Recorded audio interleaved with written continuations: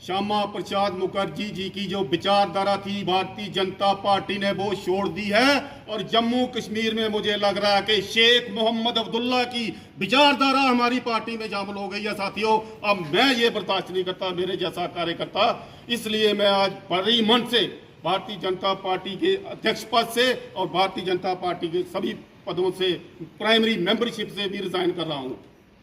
मैंने साथियों इस पार्टी के लिए अपनी जान समझी के लिए दिन रात, जब वो लोग जो उस समय राज में थे, सुरजीत सिंह सलाथिया जैसे, और इन लोगों को भारतीय जनता पार्टी में आके भारतीय जनता पार्टी अपना उम्मीदवार बना रही है, बनाया, इससे बड़ा दुख और इससे बड़ी अपना क्या हो सकती है।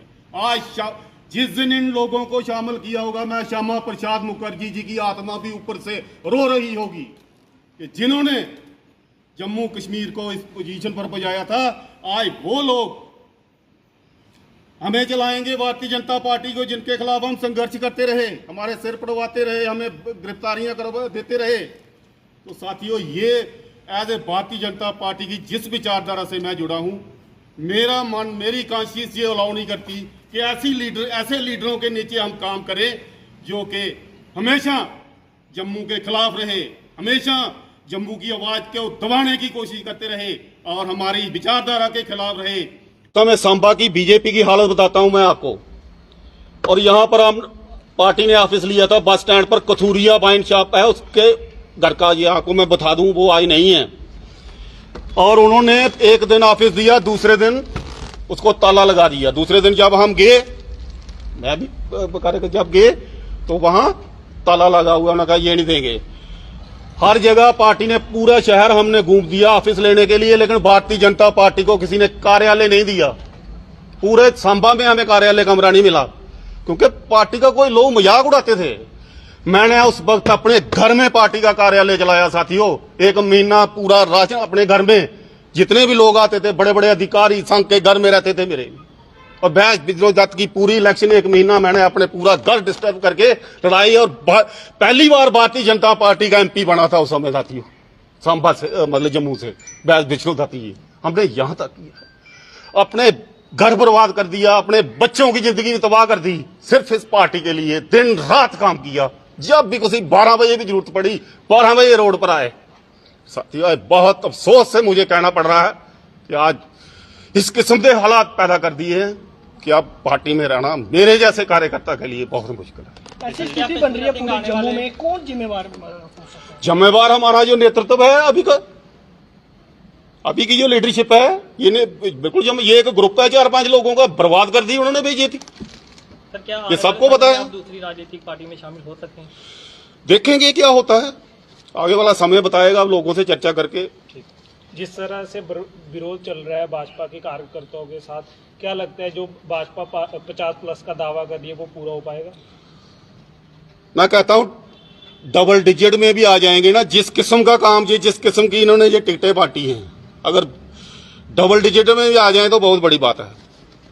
तो लगातार जैसे चुनाव की बात हुई तो नेशनल लीडर जो है वो यहाँ पहुंच रहे थे, तरुण चुग की बात की जाए, राम माधव की बात की जाए, और भी बड़े लीडर, तो क्या कुछ रिपोर्ट वो ऊपर पेश करते रहे? क्या लगता है, क्या रहा, क्या करते रहे, किस तरह की रिपोर्ट वो नीचे से लेते रहे, लोगों से क्या सर्वे रहा? अब मुझे यही समझ नहीं आ रही है कि उन्होंने कहां से रिपोर्ट ली और कहां रिपोर्ट दी। ऐसे जिनको आप देख रहे होंगे जनता में, इस आदमी का जो सांबा का कैंडिडेट असलातिया, घर घर में विरोध है, हर जगह विरोध है। और यहां रहा, ये विजयपुर में रहा, आज विजयपुर में जितनी बदमाशी है, आज गुड़े में चले जाओ, चिट्टा की सारा जितना भी काम चल रहा है, ये वो मंत्री हैं उस वक्त के जिनकी छत्र छाया में ये जो सब जाल फैल, उन्नत जितने भी लुंड बदमाश हैं एंजॉय कर रहे थे। और आज मुझे अफसोस इस बात का है, और सांबा की जनता भी ये डर रही है, कल ऐसे खुदा भगवान ना करे तो हो ही नहीं सकता इनका जीतने का कभी, लेकिन आ जाए तो ये सांबा को भी वही बना देंगे। आज देखा अपने रामगढ़ में पिछले दिनों से कितने कत्ल हो गए, कहां थी बदमाशी पहले? बदमाशी कौन करवाता है? यही करवाता है। आज चिट्टा के नशे में पूरी जनरेशन हमारी खराब हो रही है, कौन लाया है जिनको? तो यही संरक्षण कहां से मिलता है? सरकार से मिलता है उनको। जी यही लोग थे सरकार में। जी, कश्मीरी जी आप भावुक भी हो गए आपने, क्योंकि काफ़ी अरसा आपने इस पार्टी में बिता दिया है, क्योंकि जब यहाँ पे कोई जनाधार नहीं था पूरे जम्मू कश्मीर में तब आप यहाँ पे काम कर रहे थे, लेकिन बड़े कठोर फैसला अब आपने लिया है। हालांकि इसमें अभी आप जब ये उम्मीदवारों की सूची अनाउंस की गई उसमें आप शायद पहले ये बात भी उठी थी कि मास रेजिग्नेशन होगा सांबा जिले से, पर अब 1-2 दिन के बाद ही सही पर आपने फिर ये फैसला ले लिया। कितना कठोर था और कितना मुश्किल था ये फैसला? बात यह है जसरोटिया साहब कि ये फैसला मेरा इतना आसान नहीं था।